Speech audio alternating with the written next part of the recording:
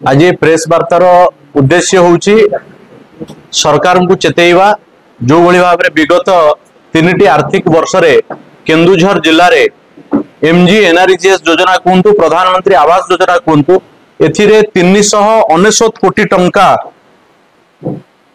दुर्नीतिर गंध आम बारीचु। प्रधानमंत्री आवास गृह निर्माण न करी मध्य 95टी मजूरी उठाण हेछि एवं मजूरी पाइथिबा व्यक्ति घर पाइथिबा व्यक्ति नुहंती भिन्न व्यक्ति ना रे मजूरी उठाण हेछि।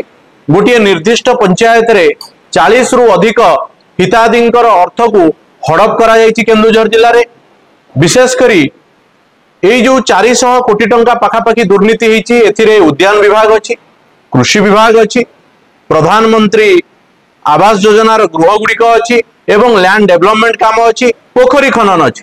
ये समस्त को मिसेइकरी केन्दुझर जिल्ला रे गत 3टी आर्थिक वर्ष रे पाखापाखि 399 कोटी टंकार दुर्नीति हेछि एवं ए दुर्नीतिर तदंत करिवा पई आमे सरकार निकट रे दाबी करूछु। एवं अन्य उद्देश्य होउछि जे हिताधिकारी माननकु 95टी मजूरी मिलिबा कथा प्रधानमंत्री आवास योजना रे जहाकी हिताधिकारी माने जानंती नाही।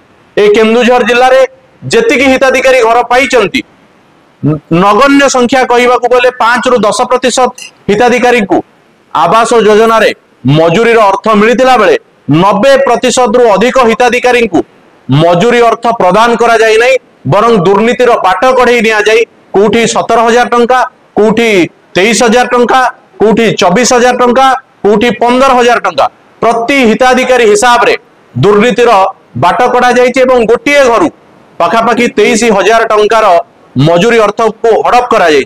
तेणुकरी सरकार ए दिगरे पदक्षेप नवा पई आज दुर्नीति विरोधी प्रगतिशील मंच पक्षरु ए सांबादिक सम्मेलन निकटरे आमे सरकार निकटरे और प्रशासन निकटरे दाबी रखुछु।